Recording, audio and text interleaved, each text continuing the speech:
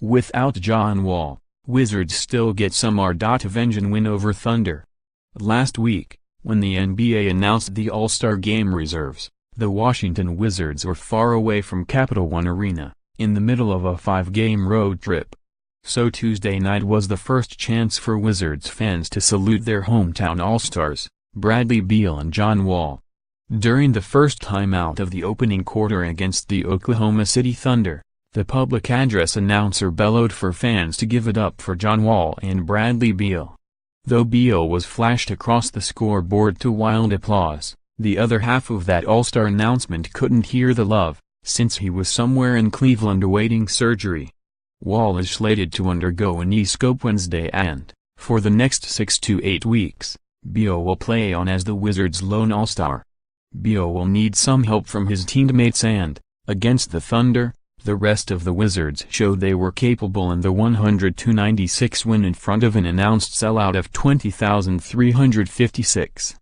With the score tied, new starting point guard Thomas Satoransky, who played stellar defense throughout, stole a pass from Oklahoma City's Josh Hustis.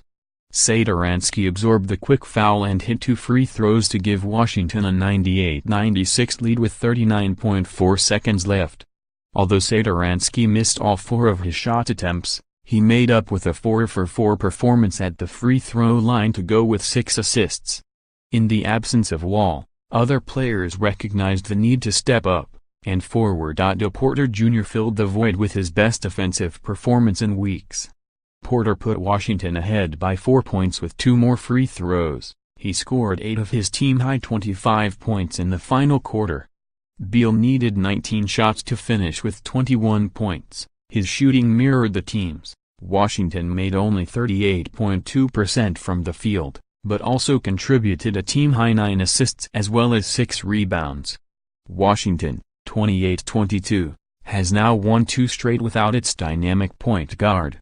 On Tuesday, it impressively avenged a loss to the Thunder from its recent road trip and snapped Oklahoma City's 8-game winning streak. The morning period inside Capital One Arena lasted only so long. Teammates felt the sting of losing Wall for potentially 2 months but needed to quickly recalibrate. The Thunder were coming, and it was bringing Russell Westbrook. Obviously, people were sad for that information, for the news, but this is the NBA, Satoransky said. You have a game tonight, and you need to do everything possible to get ready and to prepare for the game. It was normal preparation. We went through the scouting and how we want to play, especially with Russell, but you cannot panic about it in the moment, because you have a game that very night. Just last week, Westbrook hammered the Wizards for 46 points in an Oklahoma City win. Before Tuesday's game, the Wizards heaped loads of respect onto the former MVP. Coach Scott Brooks called him one of the best players, if not the best, in the league. Satoransky described Westbrook as unbelievable. But the Thunder, with 2 All-Stars in Westbrook and Paul George as well as Carmelo Anthony, could not shake the Wizards, nor their aggressive defense. Washington held Oklahoma City to 37.5% shooting and kept Westbrook off balance on his way to just 13 points. By bottling up Westbrook, forcing tough shots and turning him into a facilitator, the former MVP missed 13 of 18 shot attempts. In the second half, both Beal and Satoransky blocked his drives at the rim. In the first half, the Wizards limited Westbrook to 6 points, although he collected 7 assists.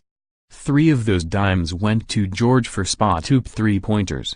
Even though George finished with a game-high 28 points, he was held scoreless in the fourth quarter.